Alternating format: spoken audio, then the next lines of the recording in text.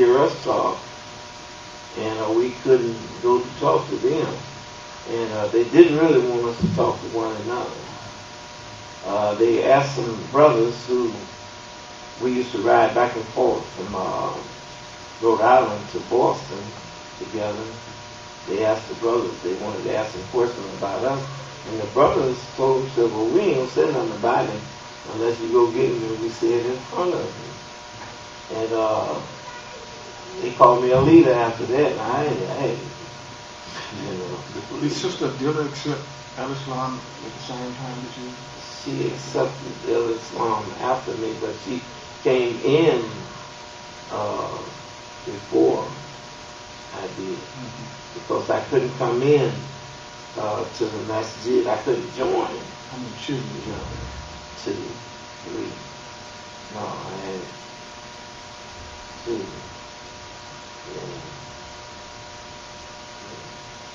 Yeah, 2. What mosque did you go accept Islam? In mosque number 11. Under the Honorable Minister Farrakhan. He was minister there. And I accepted under him and Captain Jabba. Captain Jabba, one of the best men I ever met in my life. You mentioned earlier that was in Boston. In Boston, Massachusetts. 45, I think it is. No, 37 Interville Street. What was that community like? Beautiful community. Anywhere you go and you meet someone that came from that community in the beginning, like I did, you'll find the best of brotherhood among them. They are really brothers and sisters. Give us an example. Well, I'll give you an example. My wife had to have her leg taken off, and her sister come down here when her husband had stayed for a month. And they come back to visit us again. And another sister came here to see us. You know, so that brotherhood is kind of right. I remember when I got out of service in '62. You remember the big snow on the East Coast that they had in the winter. Well, I got out of service. I joined the Nation of Islam, and I had been out of service about 6 weeks, and that big snow came. Well, I hadn't got a job, you know, even though I knew a lot of stuff to do, but I just, you know, and the snow come in on us. And I didn't have no oil, man. I had 100 gallons of oil and 1,200 gallons of rum. Right, that's what the heat went. Yeah. And so I heard somebody, I told Alice, I said, you know, it's going to be something tough. We ain't got no heat or nothing, no electric stuff to do nothing with. And she said, well, Allah bless us like this here, my wife did. He'll take care of us. And I heard somebody messing around my oil tank out there. And I went out there and it was a brother named Brother James. He and Minister Farrakhan was like that anyway. And Minister Farrakhan's wife and his wife, you know. But the captain had went to him, Captain Jabba, and gave him enough money to put me in, I think it was around 600 gallons of oil. And I told the brother, I said, man, I said, Brother James, I said, I'm going to work, I said, next week, I said, and I'll pay you your money back, man. I said, you can trust our way. He said, I don't trust you for nothing. He said, I don't have to trust you for nothing. He said, the captain told me to bring you this oil and put it in your house. He said, and tell you that he paid for it. I said, wow, man. Well, it were, man, and then I had never wondered at nobody to really do things for you like that. Not since I had left the country. You know, out here, right out here, where I raised up at, where we're at right now. Well, the people out here, they always took care of their own. They own a lot of this land, right? and they could take care of their own. But I had never seen nothing like that. Then was the community tight like that? The community was captain, or what is it called? The minister and the captain. The minister was the man. You know, he was real. Muhammad Muhammad thought a lot of him. Minister Farrakhan. A lot of people don't know how much he thought of him. You know, and I love Muhammad because he cared a lot for all of the Muslims. Matter of fact, that's how I got back home. He wanted to send someone here from Memphis to help raise Memphis. And Minister Farrakhan told him about me, and he said, "You think he'll make a good captain?" And the captain Talut told him to make a good captain. So from Boston, moving back to Memphis, you came back for the sole purpose of helping to establish this community as a captain. Right. And my wife was a captain too. She was just sister captain, I was the brother captain. We were sent. That was a tremendous sacrifice. Well, yeah, but you was out of your business. And I closed my business down. But you know, something happened. I closed my business and gave all of my equipment and stuff away. All right? I come here, and I tried for about 6 months to get a shop and everything. So the first Christmas I was here, Reverend Seal was in J.A. Seal. He had the bakery on Macklemore. And I walked in the bakery, and he was working his head off. And I saw him going through something that I had went through when I had first opened my bakery in Boston. You know, and I told him, I said, "I own the bakery, brother." I said, "I'll help you if you want me to." He said, "Well, I'm not making enough money to." I said, "Don't worry about the money." And from there, we went. And about 6 or 8 months, he had been looking for me. But he didn't think to come over here to the masjid. I was right around the corner on 4th Street. And I stopped by there. He said, "Man, now you the man I want to see." I said, "What?" He said, "You still want the bakery?" I said, "Yeah." He reached in his pocket and got the keys and gave them to me and said, "Everything in here." And he was a Christian? Yeah, Christian, Christian minister. Is that right? Yeah, Christian minister. Me and him like brothers right now.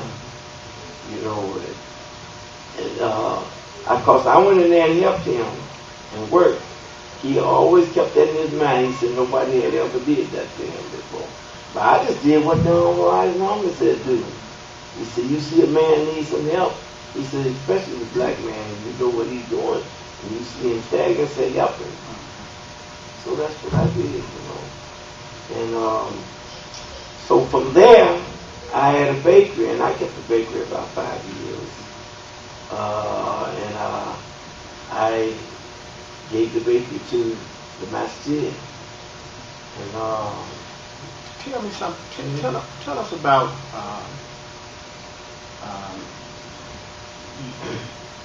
the things that you witnessed. The Honorable Elijah Muhammad saying that brought about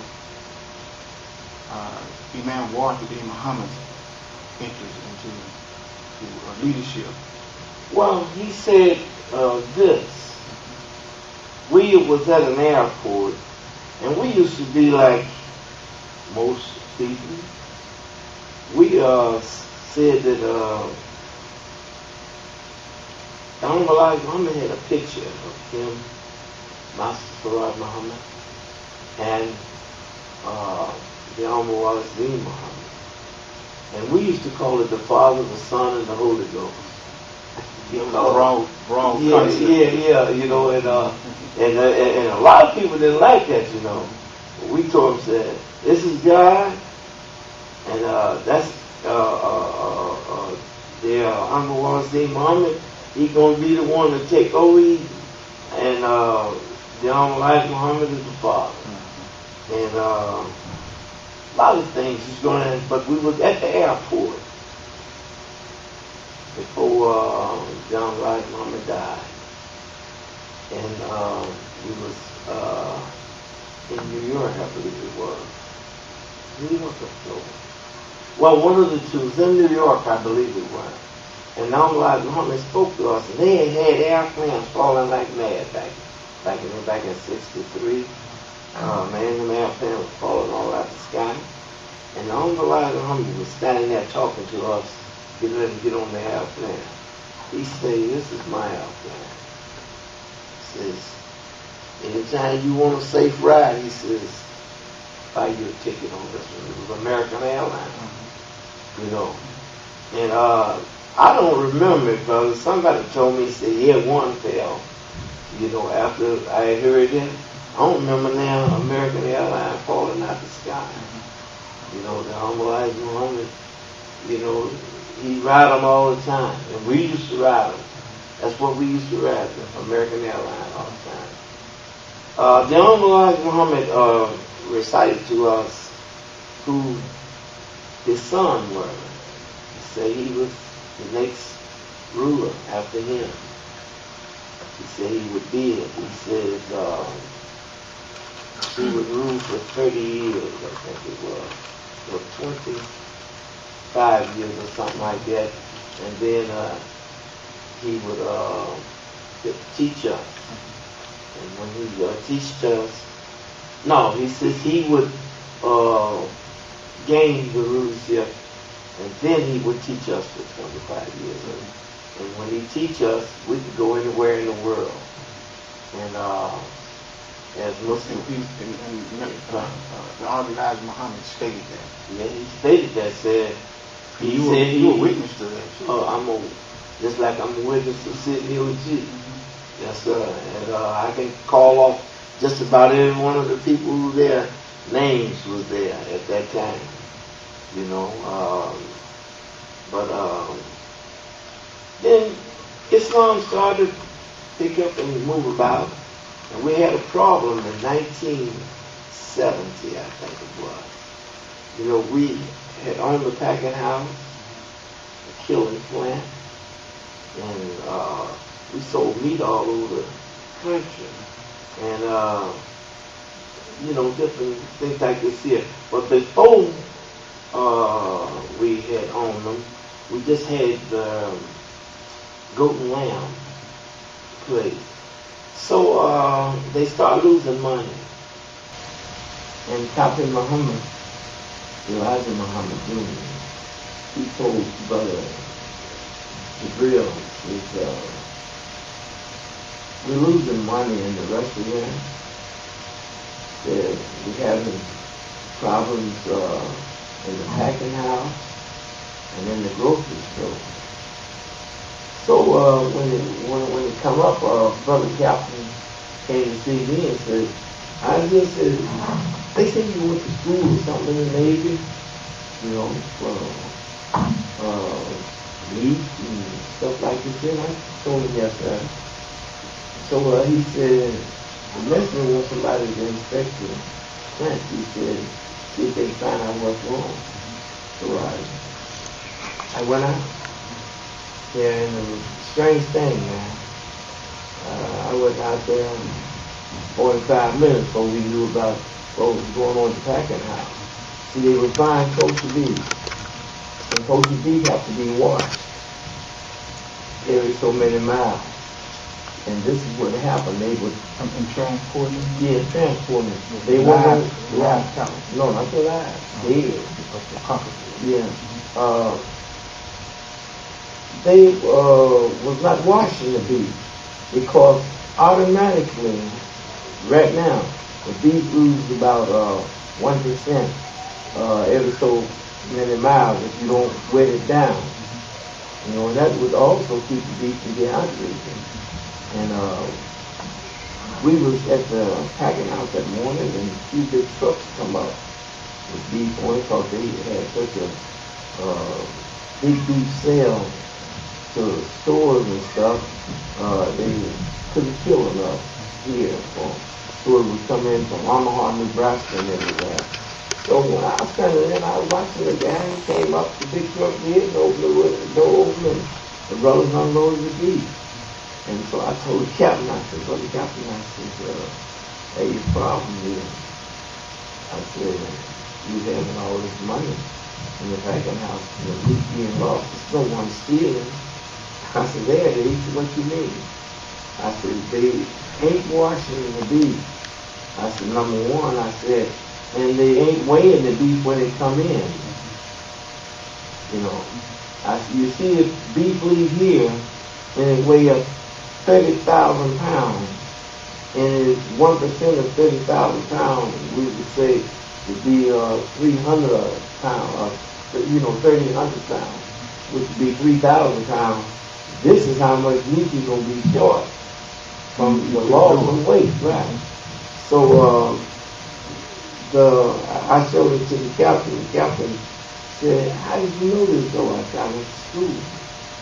I said, I used to check the meat at the naval station, at the packing house when they come in. I said, nothing, I said, you couldn't bring a bag of, nothing in there unless you weigh it. And so we straightened that out right there. Then we went into the packing house, and they had some freezers, and all of them had the briskets, because nobody didn't know exactly what to do with the briskets. And they got a kosher company right there in Chicago. They could have sold it to them. That's what they did do. We weighed it up and checked it out, and they sold it, and straightened that out. Then we went to the restaurant, and the restaurant they had a line up of garbage cans, and they was throwing food away that was good food. And so we had a chef from Boston to go out there and all of these businesses back then were, I would say, icons of the Nation of Islam. Is that why the Muslims stayed together and would have this camaraderie and brotherhood because of trade and commerce and activities of all? You want to know what kept the Muslims together, brother? That fellow named Elijah. We did anything he said. If he said the bird coming over there gonna pick up this building and take it and put it somewhere, we believed it until it didn't happen. But the Honorable Elijah Muhammad is what he said, up, you mighty black man, you can accomplish what you wish. And he says, you don't have to beg nobody for nothing. He says, get it for yourself. And he had a small list to show us what we could do throughout the country.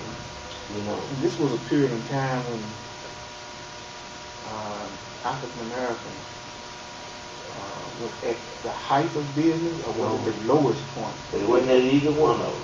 They were just in business. You see, they used to do business together, and they was in business, and especially in Chicago, New York, Boston, and California. That's why the business was so big out there. What period of time did the growth of the community was at a peak, at a point where you actually thought that, hey, we've grown some, there are all these people coming into this community? When I came to the community, brother, we had a neighborhood in Boston. It's called Blue Hill Avenue, but they used to call it Jew Hill. But it was called Muslim territory before I left and when I came in. A whole street about 3 miles or 4 miles long on both sides of the street was our